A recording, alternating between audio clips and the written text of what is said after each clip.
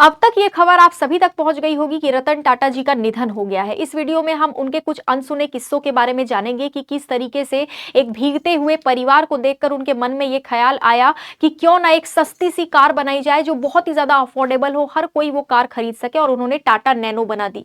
साथ ही Ford company के साथ जो इनका मामला हुआ था वो भी हम जानेंगे, और हम अभी सबसे पहले ये भी जानेंगे कि इनका उत्तराधिकारी कौन होने वाला है, क्योंकि हम सबको पता है कि रतन टाटा जी की शादी नहीं हुई थी, इनका कोई संतान नहीं है, कोई बच्चा नहीं है, तो उत्तराधिकारी कौन होने वाला है, सबके मन में यही सवाल है। तो देखिए, सबसे पहले तो अभी कहा जा रहा है कि इनके जो उत्तराधिकारी होंगे वो इनके सौतेले भाई नोएल टाटा अभी इस रेस में सबसे आगे है। यानी कि रतन टाटा के उत्तराधिकारी बनने के दौड़ में सबसे आगे नोएल टाटा है, और नोएल टाटा के बच्चे हैं। यानी या तो नोएल टाटा इनके उत्तराधिकारी होंगे जो कि इनके सौतेले भाई हैं, या तो इनके बच्चे जो है वो उनके उत्तराधिकारी हो सकते हैं। अभी तक तय नहीं हुआ है, पूरा प्रोसेस होगा उसके बाद ही ये पता चलेगा। खैर, हम लोग रतन टाटा जी के बारे में चीजें देख लेते हैं। यहाँ पे अगर आप देखेंगे, टाटा कंपनी के अंडर खूब सारी कंपनीज है। यहाँ पे आप देखो, तनिष्क, टाइटन, टाटा, है ना, यहाँ पर लैंड रोवर देखो, जैगुआर देखो, सब इनकी ही गाड़ियां हैं। जो रोड पे आप देखते हो ना दौड़ती हुई ये गाड़ियां, land rover,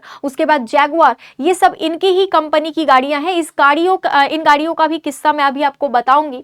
Tata T, Tetley, उसके बाद हिमालयन, फिर टाटा क्लास एज, बहुत सारी कंपनीज इनके अंडर आती है। क्रोमा का शोरूम तो आपने देखा भी होगा, इलेक्ट्रॉनिक्स से रिलेटेड है, ये भी इन्हीं की कंपनी है। ठीक है, टाटा से ही जुड़ी हुई है। खूब सारी कंपनीज, विदेशों में भी इनका बिजनेस जो है वो काफी फला फूला है।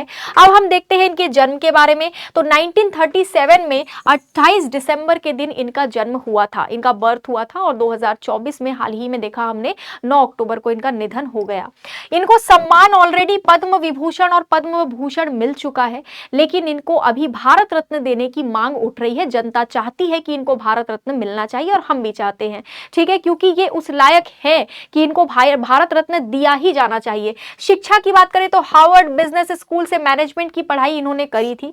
अच्छा, अब आगे देख लेते हैं इनके करियर के बारे में कि कब कौन सा पद इन्होंने ग्रहण किया। यहाँ पे अगर आप देखेंगे 1991 में, 1991 से पहले हम 1937 पर आ जाते हैं, जब सुनु और नवल टाटा के घर पे इनका जन्म हुआ।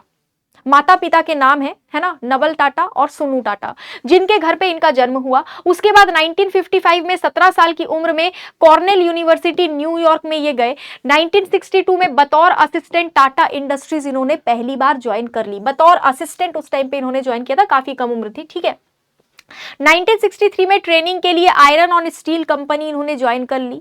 1965 में इन्होंने टिस्को में टेक्निकल ऑफिसर के तौर पर ज्वाइन किया। 1970 में कुछ टाइम के लिए इन्होंने टाटा कंसल्टेंसी सर्विस यानी कि टीसीएस भी ज्वाइन किया था। 1974 में डायरेक्टर के तौर पर इन्होंने टाटा सन्स को ज्वाइन कर लिया। 1981 में मोस्ट इंपॉर्टेंट टाटा इंडस्ट्रीज के चेयरमैन ये नियुक्त किए गए थे। आपको ये जानना बहुत ज्यादा जरूरी है। ठीक है, टाटा इंडस्ट्रीज के चेयरमैन ये 1981 में नियुक्त किए गए थे। 1986 में एयर इंडिया के चेयरमैन के तौर पर इन्होंने काम किया, 1986 से लेकर 1989 तक।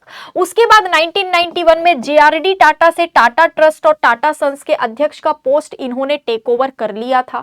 2000 के बाद Tetley, Corus, JLR, General Chemical और देवू मोटर्स का इन्होंने अधिग्रहण किया, यानी इनको इन्होंने एक्वायर कर लिया। बहुत बिजनेस बेहतरीन ढंग से इनका चल रहा था।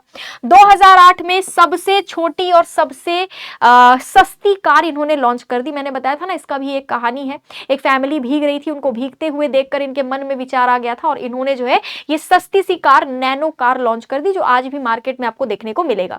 उसके बाद 2012 में लगभग 50 साल करीब 50 साल रहने के बाद इन्होंने टाटा सन्स का जो अध्यक्ष पद है वो छोड़ दिया था।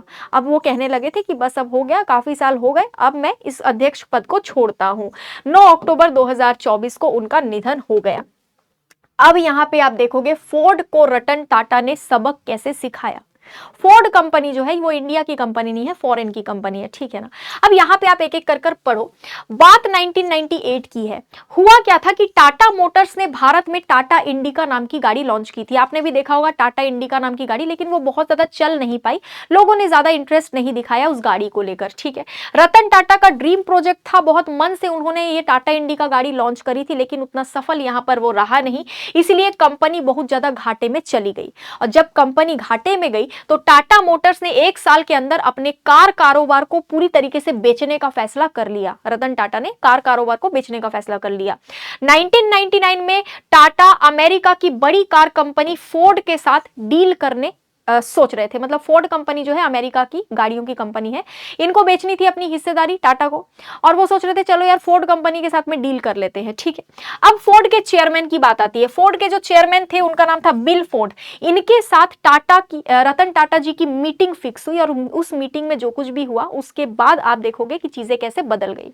वो जो मीटिंग हुई उसमें आप देखोगे कि इन्होंने, यानी कि बिल फोर्ड ने उनको बोला कि आपने पैसेंजर कार डिवीजन को शुरू ही क्यों किया जब आपको इसके बारे में कोई ज्ञान ही नहीं था। यानी कि जो टाटा इंडिका गाड़ी रतन टाटा जी ने लॉन्च करी थी उसको लेकर इन्होंने रतन टाटा को बातें सुना दी कि जब आपको अनुभव ही नहीं है, जब आपको पता ही नहीं है तो आपने लॉन्च क्यों किया, ऐसा वैसा बहुत कुछ इन्होंने सुना दिया। और रतन टाटा बहुत ज्यादा दुखी हो गए, उनको बहुत बुरा लगा कि भाई ऐसे कैसे कोई मुझसे कह सकता है। उसके बाद फोर्ड का कहना था कि ये डील करके वो टाटा पर एहसान करेंगे, है ना। अगर वो डील कर लेते हैं तो टाटा पर तो ये एहसान होगा, क्योंकि टाटा तो पूरा घाटे में जा रहा है और ये टाटा के लिए बहुत बड़ा अपमान था। रतन टाटा ने फैसला कर लिया कि वो कार प्रोडक्शन यूनिट को अब नहीं बेचेंगे, अब वो उस यूनिट को आगे बढ़ाएंगे। अब कुछ साल बीत गए, कुछ साल बीतने के बाद समय बदल गया, ठीक है। पृथ्वी गोल है, दुनिया गोल है, आपको भी पता है। 9 साल के बाद चीजें चेंज हो गई। फिर आया 2008 और तब इकोनॉमिक क्राइसिस से दुनिया जूझ रही थी, आर्थिक मंदी, वैश्विक मंदी से दुनिया जूझ रही थी। उस टाइम पे अमेरिकन कंपनी फोर्ड जो है वो पूरी तरीके से दिवालिया होने के कगार पर आ गई। तब उनको जो है लगा कि नहीं यार अब बहुत हो गया। अब रतन टाटा ने फोर्ड के 2 पॉपुलर ब्रांड्स जैगुआर और लैंड रोवर को खरीद लिया था। आज जो आप गाड़ी भारत में दौड़ते हुए देखते हैं ना, जैगुआर और लैंड रोवर की बहुत महंगी गाड़ियां, वो फोर्ड कंपनी की गाड़ियां हैं, ठीक है, जो कि रतन टाटा ने तब ले ली थी जिस समय पर एक्वायर कर लिया था, जिस समय पर वही फोर्ड कंपनी जो रतन टाटा को एक बार बात सुना दी थी, वही फोर्ड कंपनी जो है वो दिवालिया होने वाली थी, ठीक है ना। तो ध्यान रखना इसको। आज के हिसाब से ये रकम 19,000 करोड़ रुपए है जितने में इनको खरीदा गया था। उस समय के हिसाब से 2.3 बिलियन डॉलर में खरीदा गया था इनको, समझ रहे हो। तो ये एक अलग किस्सा है रतन टाटा जी के साथ में जो हुआ था। और ये कार का किस्सा कि नैनो कार कैसे बनी, आप लोग सोचते हो ना इतनी छोटी सी कार है, इतना सस्ता क्यों है, ये इसका एक किस्सा है, एक बहुत मशहूर किस्सा है। रतन टाटा एक बार मुंबई की तेज बारिश में 2 व्हीलर पर 4 लोगों का एक परिवार देख रहे थे, यानी कि 2 व्हीलर था, है ना, 2 पहिया वाहन था जिसमें एक फैमिली थी, उस फैमिली में 4 लोग थे और चारों उसी 2 व्हीलर में बैठे हुए थे। बहुत तेज बारिश हो रही थी, वो लोग बहुत भीग गए थे, ठीक है। जब वो भीग रहे थे तो इन्होंने देखा कि भैया ऐसे कैसे हो सकता है, हमारे देश में क्या सस्ती गाड़ियां नहीं है कि लोग इस तरीके से भीगेंगे। तो रतन टाटा ने इंजीनियर्स को बुलाया और 1 लाख रुपए में कार तैयार करने को बोला। 2008 में मिडिल क्लास को ध्यान में रखते हुए टाटा नैनो लॉन्च कर दिया गया। ये भारत के इतिहास में सबसे सस्ती कार आपको देखने को मिलेगी जो उस टाइम लॉन्च हुआ था, ठीक है। टाटा नैनो आज भी चल रहा है, आज भी आप देखोगे काफी अफोर्डेबल है, 1 लाख रुपए तक में ये आ जाती है गाड़ी आज भी, है ना। अच्छा, लोगों को ये कार बहुत ज्यादा पसंद नहीं आई और साल 2024 में इसका प्रोडक्शन बंद करना पड़ा। प्रोडक्शन को बंद करना जरूर पड़ा था, लेकिन जिन लोगों ने उस टाइम खरीदा था वो आज भी उस गाड़ी को चला रहे हैं, यानी कि रास्ते में आपको आज भी ये गाड़ी देखने को मिल जाएगी, ठीक है। अब हम आगे देखते हैं और क्या क्या पॉइंट्स है। तो आगे वही बात है कि कौन बनेगा उत्तराधिकारी। लेकिन एक बात और मैं आपको बता दूं, जब कोरोना वायरस भारत में फैला था उस समय भी रतन टाटा ने बहुत डोनेट किया था, बहुत पैसा डोनेट किया था। कहा तो ये जाता है कि जितना ये कमाते थे उससे ज्यादा डोनेशन में ये दे देते थे, बहुत ज्यादा। इसीलिए लोग चाहते हैं कि इनको भारत रत्न दिया जाए। इन्होंने जानवरों के लिए भी हॉस्पिटल वगैरह बनाया है, ठीक है।